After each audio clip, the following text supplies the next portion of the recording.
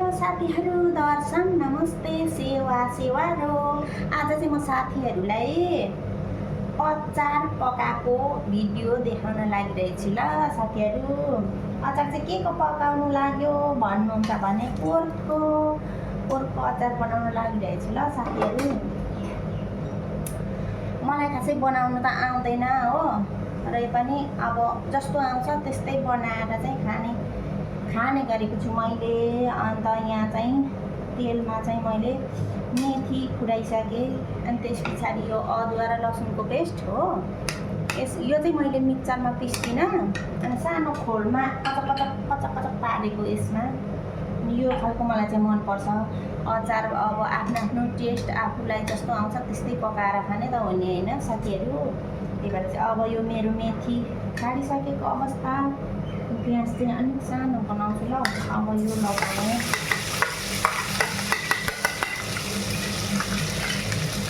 Video पो लामो हुन्छ जस्तो छ त है साथीहरू। यसलाई यो अदुवा र लसुनको पेस्टलाई चाहिँ अलिक रातो हुने गरी बनाउँछु।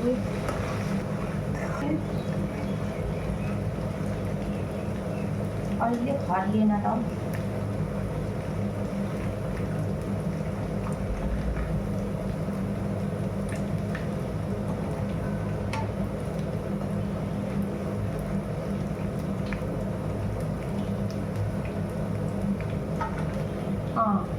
अब चाहिँ रेडी भयो है साथीहरू। त्यस पछाडि यहाँ चाहिँ छ टिम्बुर, सुकमेल अनि खोर्सानी इत्यादि। अब यसको पालो। त्यस पछाडि साथीहरू यो डढी जान्छ भनेर अब यसको पालो जिरा र धनियाँको पाउडर यो एकैचोटि हालिदिन्छु। डढी जान्छ। त्यस पछाडि स्वाद अनुसारको नुन। कसैलाई कडा मनपर्छ नुन, कसैलाई मलो मनपर्छ। त्यही भएर चाहिँ मैले चाहिँ ठिक्क, मलाई चाहिँ मलो मनपर्छ ल साथीहरू। कडा मलुवा मलो अरे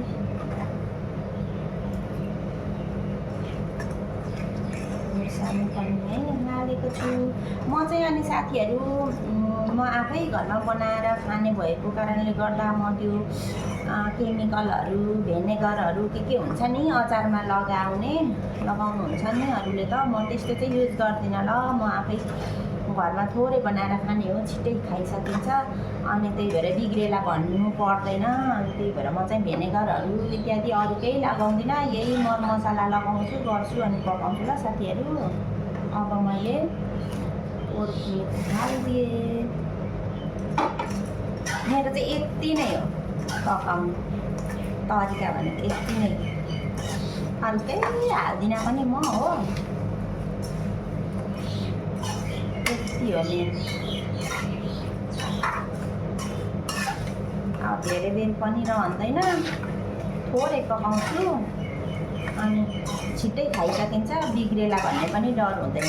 त्यो भएर म केमिकलहरू त्यो भेनेगरहरू केहरू चाहिँ हाल्दिनँ ल साथीहरू।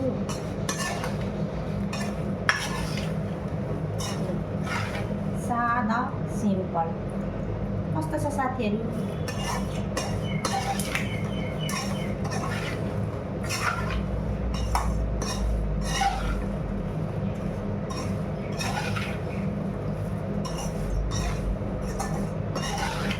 त्यति गरेपछि खाने लायकको भइहाल्यो साथीहरू। कस्तो छ हेरिदिनु होला।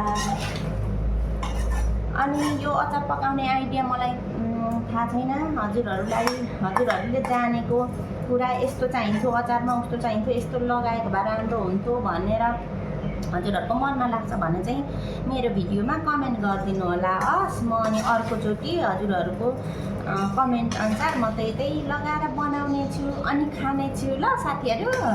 अनि हजुरहरूले चाहिँ भिडियोमा हेरेर साथ दिनु होला है त साथीहरू। हस् त, बाई बाई।